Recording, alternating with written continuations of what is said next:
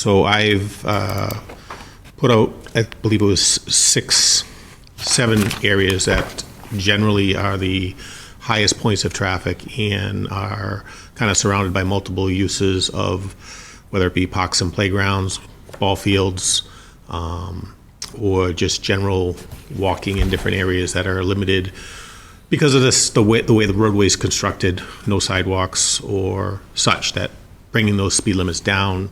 The second one is Messenger Street. Yeah, so to bring that down, also down to 25 miles an hour. Again, you have the trails, ball fields, in Everett Skinner. The idea behind that is you, on that area of Everett Skinner and George Street, you have the PAL, you have conservation areas, you have those type of multi-use areas. And again, that roadway is constructed kind of narrow, and it gets very challenging when a car's coming 30 miles an hour down the roadway and you're parking on one side of the street when the ball fields are being used. Correct. Everett Skinner to George to Washington Street. So that whole area from the conservation area to Route 1 would be 25 miles. So the conservation area, which is Wampum and George combined, and then become Everett Skinner. Correct. The fourth one is Walnut Street. We often get a lot of speeding complaints in the Walnut Street area. Speed limit does reduce in those areas, but again, you're going from a 30 miles an hour to a 25 back to a 30. And I just think in those areas, it's important to kind of look at what those streets are being used for and how they're being used for. Fuller Street, as you know, has a lot of cross paths. Recently, King Philip Trail Riders, regular walking paths. And again, it is extremely narrow. Probably not a regular 2-lane road, and you come down to almost a 1-lane bridge. So again, staying consistent with the construction of the roadway, what it's being used for, again, to look at and consider coming down to 25 miles an hour there.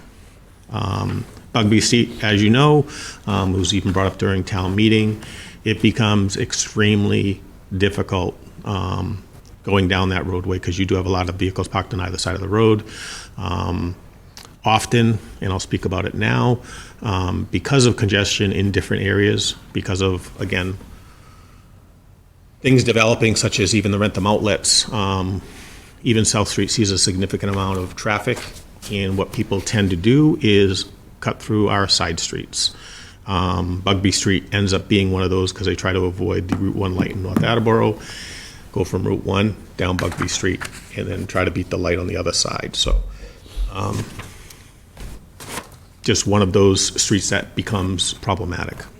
I move that the select board vote to approve the speed limits proposed as described for Everett Skinner, George Street to Washington Street. Add a 20-mile-per-hour corner at the curve at Walnut Street. Yeah, after Ellen. After Ellen. As described for Fuller Street and as described for Bugby Street.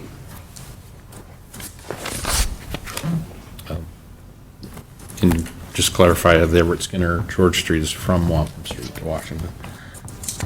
You get Okay. From Wampum Street to Washington Street.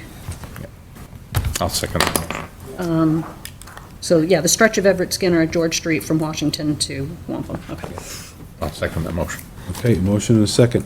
All those in favor? Aye. Aye. Aye.